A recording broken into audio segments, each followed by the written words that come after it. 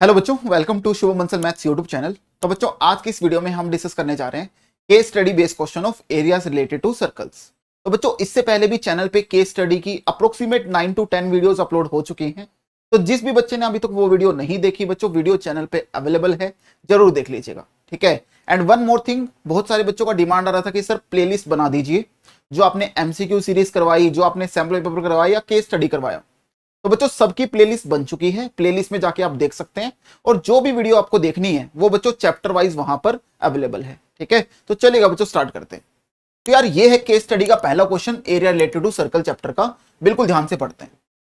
पोकलम is the flower bed और flower pattern design during Onam in Kerala. तो बच्चों, पोकलम क्या होता है? पोकलम एक फ्लावर बेड होता है या फ्लावर पैटर्न होता है जो कि केरला में ओनम फेस्टिवल के टाइम पे बनाया जाता है, ठीक है। It is similar as rangoli in North India. जैसे कि अपने नॉर्थ इंडिया में रंगोली बनती है, ऐसे ही बच्चों पोकलम बनता है कहां पर? ओनम फेस्टिवल पे इन केरला में, ठीक है। एंड कोलम इन तमिलनाडु। जैसे तमिलनाडु में कोलम बनता है, नॉर्थ इंडिया में रंगोली बनती है, ऐसे ही केरला में क्या बनता है? पोकलम बनता है, ठीक है। आगे चलते हैं। During the festival of Onam your school is planning to conduct a pookalam competition. तो बच्चों, पोकलम बनाने का एक कंपटीशन हुआ आपके स्कूल में ओनम फेस्टिवल के टाइम पे, ठीक है। Your friend whose partner in competition suggest to design given below. तो आपका जो दोस्त था, जो आपका कंपटीशन में पार्टनर था, उसने आपको दो डिजाइन सजेस्ट किए। तो डिजाइन वन क्या है? The design is made with a circle of radius 32 centimetre having equilateral triangle ABC in the middle age shown in figure. तो बच्चों, जो डिजाइन वन था, ये आपका डिजाइन वन है। उस डिजाइन में आपके फ्रेंड ने क्या सजेस्ट किया कि वो एक सर्कल से बना होगा, और उस सर्कल का रेडियस कितना होने वाला है? 32। तो बच्चों, यहां पर इसका रेडियस 32 सेंटीमीटर है। Having equilateral triangle ABC in the middle, और इसके बीच में बच्चों यहां पर इक्विलेटरल ट्राइंगल है। जो ये एबीसी यहां पर दे रखी है, ये क्या है? इक्विलेटरल ट्राइंगल, यानी इसकी तीनों साइड बराबर है, ठीक है। अब आ जाते हैं अपन डिजाइन नंबर 2 पे। This pookalam is made with 9 circular design each of radius 7 centimetre. तो बच्चों, ये जो फ्लावर बेड होगा, ये जो पोकलम होगा, ये 9 सर्कुलर डिजाइन से मिलकर बना होगा, और हर एक डिजाइन की जो रेडियस है वो कितनी है बच्चों? 7 सेंटीमीटर। यानी यहां पर जो ईच सर्कल की रेडियस दे रखी है आपको, वो 7 सेंटीमीटर दे रखी है, ठीक है। तो बच्चों, ये थी टोटल इंफॉर्मेशन इस केस स्टडी के बारे में। अब इससे रिलेटेड 4 या 5 सवाल आपके आगे वो पूछेगा, ठीक है। तो देखिएगा बच्चों, स्टार्ट करते हैं। पहला सवाल, तो फर्स्ट क्वेश्चन में वो क्या पूछ रहा है? In design one the side of equilateral triangle is. तो बच्चों, यहां पर जो ये डिजाइन वन था, इसमें ये जो इक्विलेटरल ट्राइंगल है, इसकी साइड की लेंथ वो आपसे पूछ रहा है। तो यार, एक काम करें अपन, क्या यहां पर जो ये पॉइंट ए है, लेट इस ए पॉइंट से अपन एक परपेंडिकुलर यहां पर ड्रॉ कर लेते हैं। यार, एक परपेंडिकुलर मैंने ड्रॉप कर लिया, कोई दिक्कत नहीं है, राइट। अब ये बताओ, कैन वी से दैट ये जो परपेंडिकुलर होगा, लेट बच्चों ये यहां एम पॉइंट पे कट कर रहा है, तो इसी परपेंडिकुलर के ऊपर इस सर्कल का सेंटर भी लाई कर रहा होगा। अब ऐसा क्यों? क्योंकि बच्चों, आप सभी को पता है कि इक्विलेटरल ट्राइंगल के अंदर जो मीडियन है वही एंगल बाइसेक्टर है, वही आपका एल्टीट्यूड या हाइट होती है। समझ मारिए बात बच्चों, इक्विलेटरल ट्राइंगल के अंदर सारी चीजें सेम है। यही लाइन आपका मीडियन का काम कर रही है, यही लाइन आपका परपेंडिकुलर यानी हाइट का काम कर रही है बच्चों, और यही लाइन आपका एंगल बाइसेक्टर का काम करती है, ठीक है। तो यानी जो आपका सेंटर होगा सर्कल का, वो इसी के ऊपर लाई करेगा, कोई दिक्कत नहीं है। अब आगे चलेगा। अब यार, एक काम करते हैं, लेट ये ओ से मैंने सी को ज्वाइन कर दिया। अब बच्चों ये बताओ, ये जो ओ से सी तक का लेंथ है कितना होगा? आप बोलोगे सर ये सेंटर है, और सी क्या है? सर्कल पे कोई पॉइंट है। तो सेंटर्स को सर्कल पे किसी पॉइंट से ज्वाइन करते हैं तो क्या बनता है? रेडियस बनता है, और रेडियस का वैल्यू कितना है? 32। तो यार, ये वाली लेंथ 32 हो गई, कोई दिक्कत नहीं।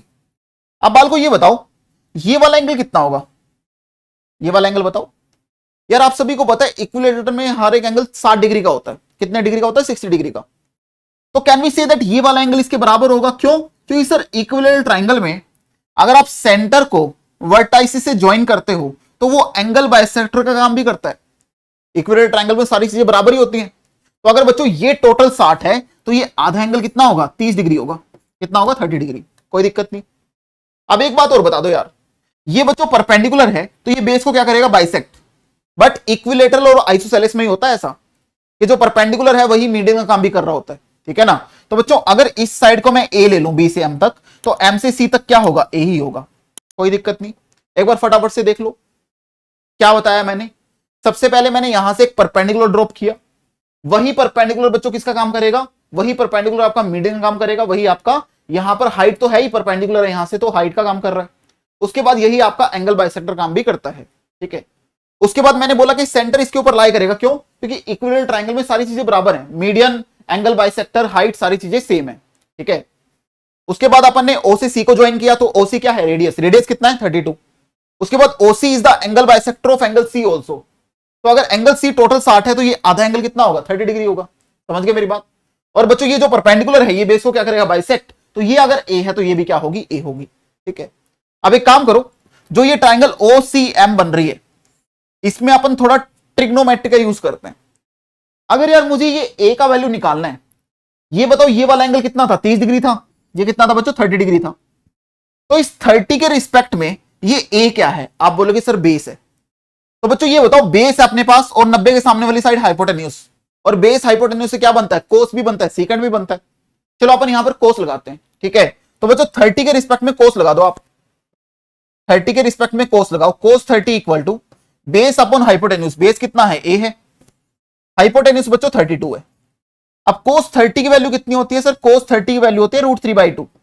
अरे हाँ के ना, यस और नो बच्चों, इक्वल टू ए अपॉन में 32।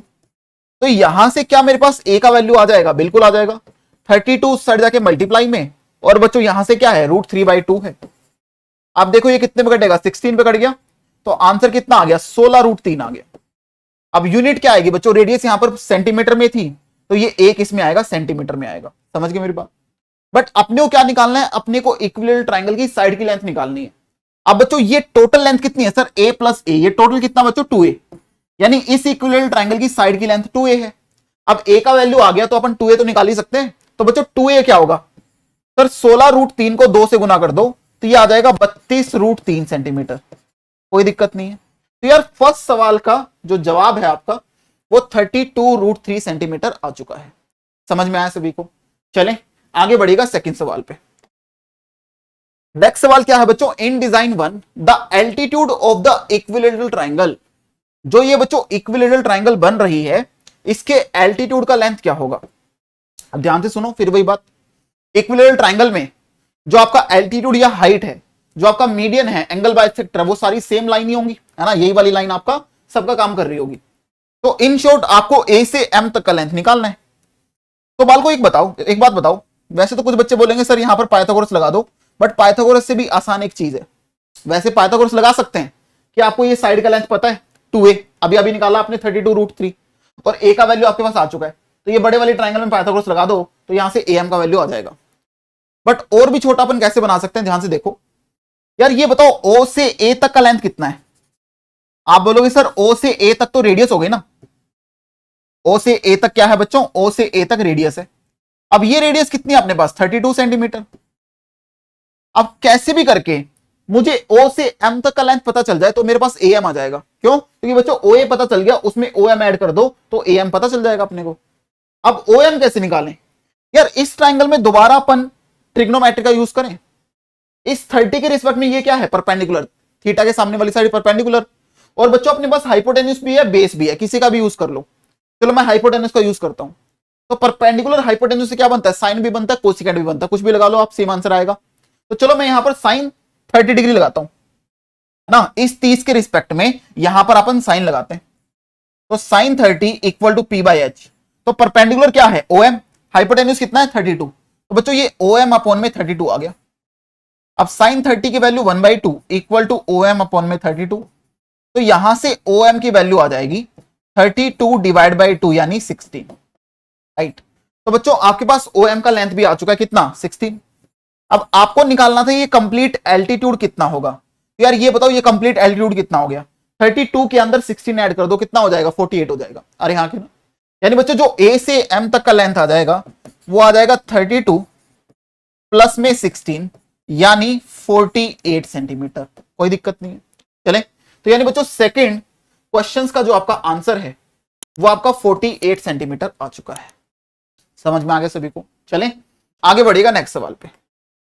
That is question number third. In design two the area of the square ABCD. तो बच्चों अब वो डिजाइन टू की बात कर रहा है, देखो ध्यान से। उसने बोला डिजाइन टू में ये जो स्क्वायर बन रहा है एबीसीडी, इसका एरिया क्या होगा। पहली बात तो ये स्क्वायर क्यों बना, क्योंकि उसने यहां पर कहीं स्क्वायर मेंशन नहीं किया, ये तो उसने डायरेक्टली सवाल में बात कर दी कि ये एक स्क्वायर बन रहा है। वैसे आपको देखते ही पता चलना चाहिए था कि ये स्क्वायर बन रहा है। कैसे, ध्यान से सुनो यार। ये जो 9 के 9 सर्कल है ना, ये सारे के सारे सर्कल इक्वल हैं। अरे हाँ के ना, तो ये सबका रेडियस क्या है, सेम है। तो यार बाल को ये बताओ, अगर इसका डायमीटर मान लो, चलो इसका डायमीटर डी मान लिया मैंने, तो इसका डायमीटर भी कितना होगा, डी होगा। इसका डायमीटर भी कितना होगा बच्चों, डी होगा। तो देखो D plus D plus D, ये टोटल कितना हो गया सर, ये 3D हो गया। कितना हो गया, 3D, यानी जो ए बी है वो 3D आ गया। सिमिलरली अगर मैं ऐसे वर्टिकल की बात करूं, ये कितना बच्चों, ये भी आपका डी होगा, ये भी आपका डी होगा, और ये भी कितना होगा, डी होगा। तो ये टोटल भी कितना आ गया, 3D। अरे हाँ के ना, तो बच्चों ये भी 3D और ये भी क्या हो जाएगा, 3D हो जाएगा, और ये भी क्या हो जाएगा, 3D। देखो चारों साइड बराबर है, तो इसका मतलब ये क्या बन रहा है, एक स्क्वायर बन रहा है। क्या बन रहा है, स्क्वायर। अब आपसे इसका एरिया पूछ रहा है। अब एरिया के लिए मुझे साइड का लेंथ चाहिए, ठीक है। अब साइड का लेंथ कैसे निकाले, ध्यान से देखो। अब बाल को ये बताओ, जो ये सर्कल है, क्या आपको इसका रेडियस पता है क्या, बिल्कुल 7। तो अगर रेडियस 7 होगा तो इसका डायमीटर कितना होगा सर, डायमीटर हो जाएगा रेडियस का 2 गुना, यानी 14। तो बच्चों अगर डायमीटर आ गया तो क्या मैं इसकी साइड निकाल सकता हूं, बिल्कुल सर। साइड कितना है, 3 टाइम्स ऑफ डायमीटर, यानी 3 इंटू में कितना हो जाएगा, 14, यानी 42 सेंटीमीटर। यानी इस स्क्वायर की जो साइड है वो 42 सेंटीमीटर आ चुकी है। ये भी 42, ये भी 42, ये भी 42 और ये भी 42। अब वैसे भी सोच सकते थे, ये 14, ये 14, ये 14, टोटल कितना हो गया, 42। यानी बच्चों स्क्वायर की साइड क्या है, 42 सेंटीमीटर है। अब आपसे पूछा इसका एरिया। अब बाल को ये बताओ, स्क्वायर का एरिया कैसे निकालते हैं अपन, साइड का स्क्वायर। यहां पर बच्चों इसका एरिया हो जाएगा साइड का स्क्वायर। साइड कितनी आई है, 42। तो 42 का स्क्वायर कितना होता है, 42 का स्क्वायर होता है बच्चों 1764। कैलकुलेट कर लीजिएगा, 1764। यूनिट क्या आएगी, सेंटीमीटर स्क्वायर। अरे हाँ के ना, यानी answer will be option number B. चले आगे बढ़िएगा नेक्स्ट सवाल पे, that is question number 4। In design two the area of each circular region. तो बच्चों डिजाइन 2 के अंदर जो हर एक सर्कल बन रहा है, तो ईच सर्कल का एरिया कितना है, बहुत आसान। आपसे एक सर्कल का एरिया पूछ रहा है, पाई आर स्क्वायर होगा ना। तो बच्चों यहां पर आर की वैल्यू कितनी है, 7 है, तो लगा दो फॉर्मूला पाई आर स्क्वायर, ठीक है। तो सिंपल सा सवाल है, पाई आर स्क्वायर आपको लगाना है। तो देखो बच्चों क्या आंसर आ जाएगा, पाई की वैल्यू 22/7, कुछ भी नहीं दिया तो 22/7 लेनी है अपने को। रेडियस कितना था, 7, 7 का स्क्वायर 49। तो बच्चों ये 7 पे कटा, 7 इंटू 22 कितना होता है, 154। यूनिट क्या आएगी, सेंटीमीटर स्क्वायर। अरे हाँ के ना, यानी answer will be option number D. चले अगले सवाल पे चलिएगा, दैट इज पार्ट नंबर 5 और इस केस स्टडी का लास्ट क्वेश्चन, ठीक है ना। देखो बच्चों क्या पूछ रहा है इसमें, in design two the area of the remaining portion of square ABCD is. तो ध्यान से देखो यार, ये जो डिजाइन 2 है, उसने बोला बच्चों इस डिजाइन 2 में जो रिमेनिंग पोर्शन बच गया उसका एरिया क्या है। यहां पर बच्चों रिमेनिंग पोर्शन का मतलब क्या है, देखो यार ये जो स्क्वायर है बच्चों, ये जो स्क्वायर है और ये जो सर्कुलर डिजाइन है, इनके बीच में ये रिमेनिंग पोर्शन बच गया। ये वाला पोर्शन क्या बच गया, रिमेनिंग। तो आपको इस रिमेनिंग पोर्शन का एरिया बताना है, जो ये बीच में खाली एरिया बच चुका है जहां पर कोई डिजाइन नहीं है, तो उसका एरिया क्या होगा। तो एक काम करें अपन, इस पूरे स्क्वायर के एरिया में से जो ये 9 सर्कल बन रहे हैं इनका एरिया घटा दो, तो आपके पास रिमेनिंग पोर्शन का एरिया आ जाएगा, ठीक है। तो बच्चों ये बताओ, अब इस पूरे स्क्वायर का एरिया क्या था सर, अभी अभी तो निकाला था, कितना आया था, 1764, ठीक है बच्चों। यानी टोटल स्क्वायर का जो एरिया आया था वो 1764 आया था बच्चों। माइनस में अब यार जो टोटल अपने पास 9 सर्कल बन रहे हैं उनका एरिया घटा देंगे अपन, तो रिमेनिंग पोर्शन का एरिया बच जाएगा। अब ये बताओ एक सर्कुलर डिजाइन का एरिया कितना था, 154, अभी अभी निकाला था। तो 9 का कितना होगा, 9 टाइम्स ऑफ 154। तो यहां से सोल्व कर लो, आपका आंसर आ जाएगा। तो 1764 माइनस में इसको मल्टीप्लाई करो, 9 चौके 36, 3 कैरी, 9 5 45 और 3 48, 4 कैरी, 9 1 9 और 4 13, ठीक है। तो 14 में से 6 गया 8, 15 में से 8 गया 7, 6 में से 3 गया 3। तो answer will B 378 centimetre square, यानी बच्चों option number A is correct. समझ में आया। तो बच्चों ये था अपना पहला केस स्टडी जिसके टोटल 5 पार्ट थे। आई होप आपको 5 के 5 पार्ट समझ में आ गए होंगे। समझ में आ गए सभी को। अब यार इसमें बच्चों अगर आप पाइथागोरस वगैरह या कोई बच्चा ये बोलेगा कि सर मैं यहां पर इसको यहां से ज्वाइन करूंगा, सर ये वाला एंगल इसका डबल होगा तो मैं इसको 60 और 60 लेकर करूंगा, भाई वो भी कर सकता, कोई दिक्कत नहीं है। जरूरी थोड़ी कि मैंने इस तरीके से किया तो तेरे को इसी तरीके से करना है, नहीं। अगर तेरे पास दूसरा तरीका है, सही होना चाहिए बस, वो कर सकता तो उस तरीके से भी, ठीक है। तो चलेगा बच्चों, सेकंड केस स्टडी पे चलते हैं अपन। नेक्स्ट केस स्टडी बिल्कुल ध्यान से समझिएगा, क्या बोल रहा है इस सवाल में। A brooch is a small piece of jewellery which has a pin at the back so that it can be fastened on a dress, blouse or coat. Design of some brooches are shown below. तो बच्चों यहां पर आपको ब्रूच दे रखे हैं, ब्रूच तो पता होंगे ना, जैसे अपन कोट वगैरह पे लगाते हैं ना ब्रूच, ये ब्रूच के डिजाइन यहां पर दे रखे हैं, ठीक है। तो डिजाइन ए, बच्चों यहां पर डिजाइन ए की बात कर रहा है। ब्रूच ए is made with silver wire in the form of circle with diameter 28 mm। तो बच्चों जो ब्रूच ए है वो एक सिल्वर वायर से बनाया गया, ब्रूच एक किससे बनाया गया, सिल्वर वायर से, in the form of a circle with diameter 28 mm। तो बच्चों ये एक सर्कल की फॉर्म में है और इसका जो डायमीटर है वो आपको 28 mm दे दिया। The wire is also use for making 4 diameters which divides the circle into 8 equal part. और बच्चों जो सिल्वर वायर यहां पर लगी है ना, वो इसके अंदर भी लगी है यहां पर डायमीटर की फॉर्म में। एक डायमीटर यहां पर लगा, दूसरा यहां लगा बच्चों, तीसरा ये लगा और चौथा ये लगा, जो कि पूरे को टोटल 8 इक्वल पार्ट में डिवाइड कर रहा है, 1 2 3 4 5 6 7 8, ठीक है। यानी इस वाले ब्रूच में वायर कहां कहां लगी, एक तो सरकमफ्रेंस पे लगी है और बच्चों यहां पर इन डायमीटर्स में भी लगी है। ये टोटल जो 4 डायमीटर यहां पर बनाए गए हैं, ठीक है। आगे चलेगा, ब्रूच बी की बच्चों यहां पर बात कर रहा है। Brooch B is made of 2 colours. तो बच्चों ब्रूच बी जो है वो 2 कलर से मिलकर बना है। यहां पर ऑल दो 2 कलर दिखा नहीं रखे, बट ये 2 कलर से बना है। Gold and silver, outer is made with gold. तो बच्चों जो आउटर वाला है वो आपका गोल्ड से बना है, right. The circumference of the silver part is 44 mm। तो बच्चों ऑब्वियस ही बात है, अगर आउटर वाला गोल्ड से बना होगा, अब ये 2 कलर से बना है, एक गोल्ड और एक सिल्वर, तो ऑब्वियस ही बात है अंदर वाला सिल्वर से बना होगा। अब इसने क्या बोल दिया कि जो अपने पास सर्कमफ्रेंस ऑफ सिल्वर पार्ट है वो 44 mm है। तो बच्चों जो अंदर वाला पोर्शन है उसकी जो सर्कमफ्रेंस है ना, उसकी जो सर्कमफ्रेंस है बच्चों, इसकी सर्कमफ्रेंस 44 mm आपको गिवन दे दी। अरे हाँ के ना, ठीक है। आगे चलेगा, and the gold part is 3 mm wide everywhere. और बच्चों जो ये गोल्ड पार्ट है ये क्या है, 3 mm वाइड है। देखो यहां तक सिल्वर था, उसके बाद ये क्या स्टार्ट हुआ, गोल्ड पार्ट। और गोल्ड पार्ट कितना वाइड है बच्चों, ये 3 mm वाइड है। ये उसने 3 mm गिवन दे दिया। समझ गए होंगे सभी बालक, अरे हाँ के ना। तो बच्चों ये इंफॉर्मेशन उसने गिवन दे रखी है इन दोनों ब्रूच के बारे में, और ये तो बस एक डिजाइन दे रखा है ब्रूच का, समझ गए, ठीक है। आगे चलेगा। अब बच्चों पहला सवाल क्या है इस केस स्टडी का, ध्यान से देखो। In design A the total length of the wire required. तो उसने ये बोला बच्चों, जो डिजाइन ए है उसको बनाने में सिल्वर वायर लगी है ना, तो टोटल वायर जो लगी है उसकी लेंथ क्या होगी वो अपने को बतानी है। अब ध्यान से देखो, तो बच्चों वायर पहली बात तो यहां पहले तो सर्कमफ्रेंस पे लगी है, तो सर्कमफ्रेंस, सर्कल की सर्कमफ्रेंस निकालने का फॉर्मूला क्या होता है, 2πr। या बच्चों 2πr बोलो या पाई इंटू डी बोलो, बात तो सेम है। अरे हाँ के ना, अरे यार या तो आप रेडियस की टर्म में लिख लो 2πr, या 2 इंटू आर को डायमीटर लिख दो, तो पाई डी भी तो बोल सकते हैं। अब सर आपने पाई डी क्यों यूज किया, बच्चों मैंने पाई डी इसलिए यूज किया क्योंकि यहां पर डायमीटर गिवन है। या आप ऐसे कर लो, डायमीटर का आधा कर लो रेडियस, फिर उसके बाद 2πr लगा लो, कोई दिक्कत नहीं। अब बच्चों डायमीटर कितना है 28, तो ये मेरे पास 28 पाई mm आ गया। तो यार ये तो ओनली सर्कमफ्रेंस आई, बट उसने एक बात और बोली है कि जो सिल्वर वायर है वो ब्रूच ए के अंदर 4 डायमीटर पे भी लगी है। अरे हाँ कि ना। अब बच्चों 4 डायमीटर पे, एक डायमीटर की लेंथ कितनी 28, तो 4 डायमीटर कितनी होगी सर, 4 इंटू 28 होगी। अरे हाँ के ना, जल्दी देख लो। अरे यार एक डायमीटर की लेंथ कितनी 28, तो वायर कितने डायमीटर पे लगी है, 4 डायमीटर पे, तो 4 डायमीटर की लेंथ कितनी होगी 4 इंटू में 28, यानी बच्चों इतने mm और लगी, ठीक है। अब आपसे क्या पूछा, टोटल कितनी वायर लगी, यानी इन दोनों का आपको सम करना पड़ेगा। चलो सम अपन अगले पेज पे कर लेते हैं।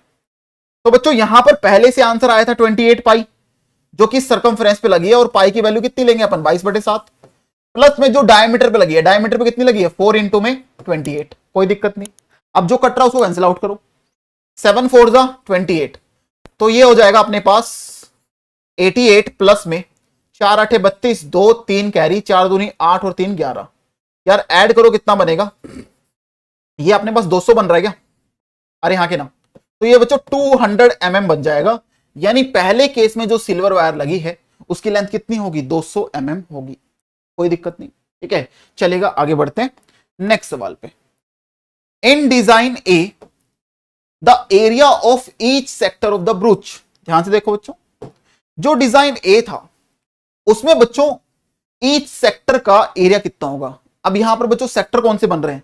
यार ये सेक्टर बन रहा है ना बच्चों, ये छोटे छोटे पिज्जा के पीस जो बन रहे हैं, पता होगा ना आपको सेक्टर क्या होता है? दो रेडियस और आर्क के बीच का जो रीजन होता है उसको क्या बोलते हैं? सेक्टर बोलते हैं, ठीक है। तो बच्चों ये यहां पर जो सेक्टर बन रहे हैं, तो आपको ईच सेक्टर का एरिया बताना है, यानी किसी भी एक सेक्टर का बता दो। अब ये सारे सेक्टर आपस में क्या होंगे बच्चों? इक्वल होंगे। क्या होंगे? इक्वल। जो इसका एरिया होगा वही इसका होगा, वही इसका होगा, ठीक है ना। आपको किसी एक का निकालना है, समझ गए। अब पहला तरीका तो ये है कि यहां पर ये टोटल कितने सेक्टर बन रहे थे बच्चों? 8 इक्वल पार्ट बन रहे थे। उसने बोला इक्वल पार्ट, मैंने ऐसा नहीं कि खुद से ही बोल दिया इक्वल होंगे, उसने बोला था इक्वल पार्ट, ठीक है। तो बच्चों यहां पर ये टोटल सर्कल का एरिया क्या होता है? पाई आर स्क्वायर। अब ये 8 के 8 पार्ट यानी 8 के 8 सेक्टर इक्वल हैं, तो अगर मुझे हर एक पार्ट का एरिया निकालना है तो क्या होगा? 1/8 कर दो, टोटल सर्कल के एरिया को 8 से डिवाइड कर दो, तो हर एक सेक्टर का आ जाएगा।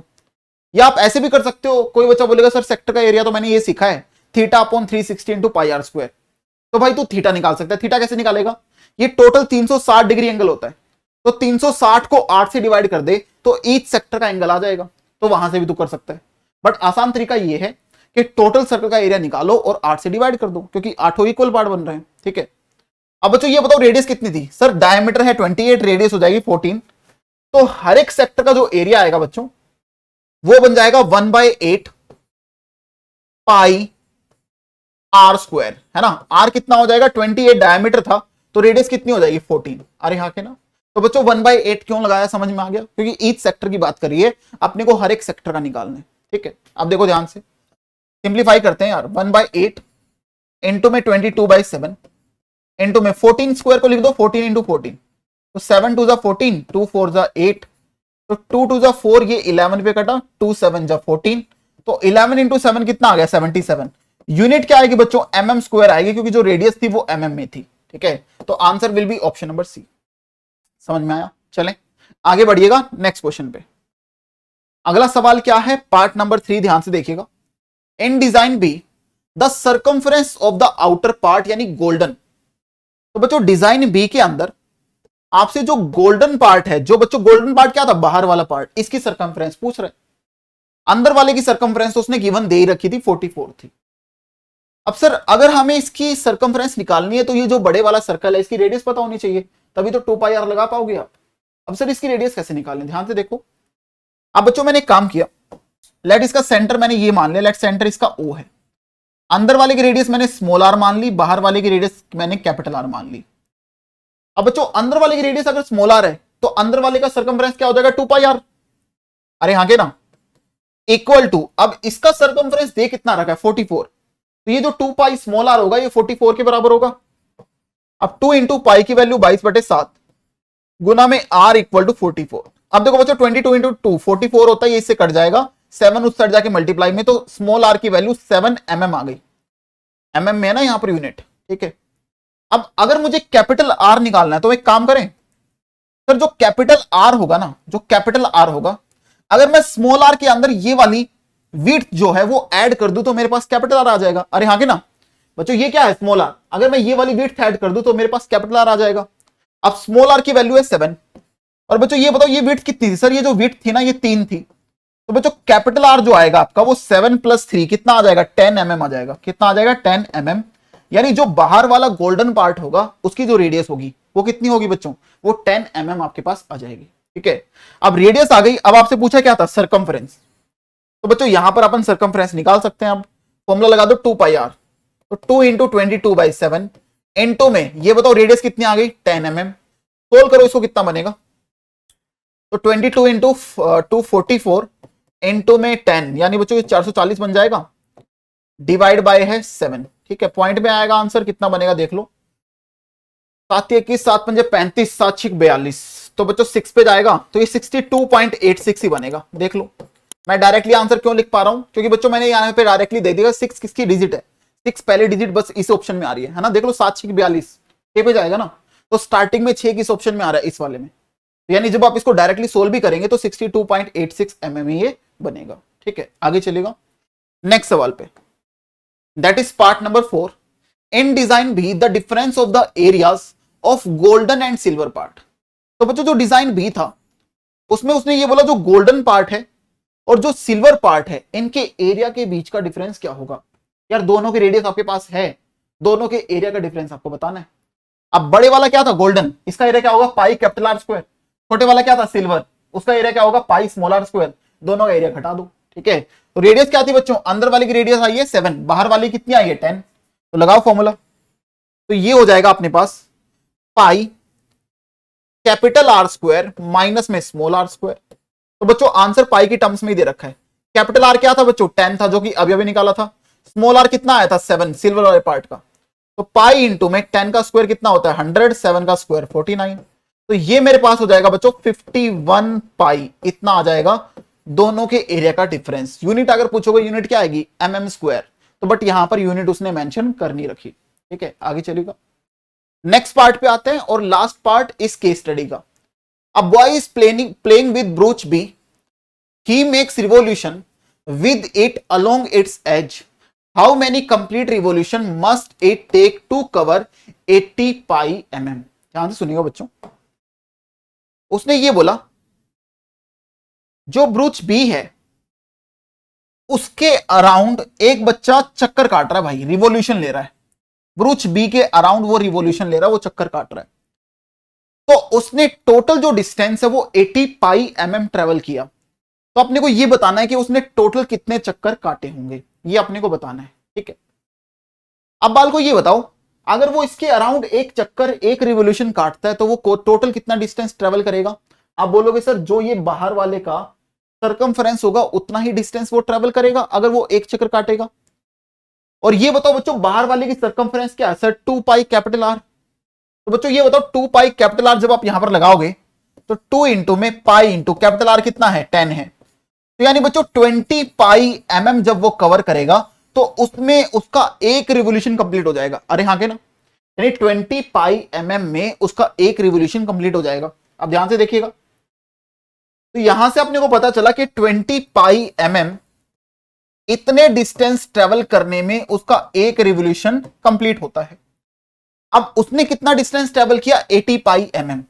तो बाल को ये बताओ अगर मैं 1 mm पूछूं, मैं यूनिटरी मेथड लगा रहा हूं, तो 1 mm में वो टोटल कितने रिवॉल्यूशन ट्रेवल करेगा 1 अपॉन में कितना हो जाएगा बच्चों 20 अपॉन में 20 पाई। अरे हाँ के ना, अगर वो 20 पाई mm में 1 रिवॉल्यूशन ले रहा है तो 1 mm डिस्टेंस ट्रेवल करने में कितने रिवॉल्यूशन लेगा 1 अपॉन में 20 पाई। अब उसने कितना डिस्टेंस ट्रेवल किया 80 पाई, तो बच्चों 80 पाई mm डिस्टेंस ट्रेवल करने में वो टोटल कितने रिवॉल्यूशन लेगा 1 अपॉन 20 पाई इंटू में क्या आ जाएगा 80 पाई। अब पाई से पाई कट गया बच्चों, यहां पर 4 से कटा, तो आंसर विल बी 4 रिवॉल्यूशंस।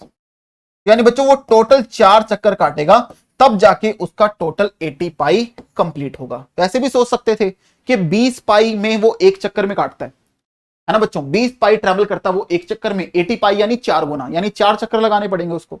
समझ में आई बात। तो बच्चों ये था आपका सेकंड केस स्टडी बेस्ड सवाल एरियाज रिलेटेड टू सर्कल का। आई होप आपको समझ में आ गया होगा। ठीक है, तो बच्चों आपके एग्जामिनेशन में अगर एरियाज रिलेटेड टू सर्कल का केस स्टडी आता है वो आपका इसी टाइप का सवाल बनेगा। ठीक है, तो आई होप बच्चों आपको दोनों केस स्टडी बेस्ड क्वेश्चन समझ में आ गए होंगे। फिर भी अगर किसी बच्चे को कोई डाउट है तो आप नीचे कमेंट कर सकते हैं, मैं उनका रिप्लाई कर दूंगा। ठीक है, एंड बच्चों इसका जो पीडीएफ का लिंक है, ये जो पूरे नोट्स हैं आपको लिखने की जरूरत नहीं थी, ये जो पीडीएफ है बच्चों वो आपको मेरे टेलीग्राम ग्रुप में मिल जाएगी। और टेलीग्राम ग्रुप का जो लिंक है वो नीचे डिस्क्रिप्शन में मेंशन है और नीचे मैं कमेंट में पिन भी कर देता हूं। मेरे टेलीग्राम ग्रुप का जो लिंक है वो नीचे कमेंट में पिन भी हो जाता है और डिस्क्रिप्शन में भी मेंशन है। तो जिस भी बच्चे ने टेलीग्राम ग्रुप ज्वाइन नहीं किया तो जरूर ज्वाइन कर लीजिए। ठीक है, वहां पर बच्चों आपको इसके नोट्स भी मिल जाएंगे। ठीक है, एंड अभी तक जिस बच्चे ने चैनल सब्सक्राइब नहीं किया है तो बच्चों चैनल जरूर सब्सक्राइब कर लो, एंड वीडियो अगर अच्छी लगी है तो जरूर शेयर कीजिएगा एंड लाइक भी कीजिएगा। ठीक है, thank you so much, bye bye.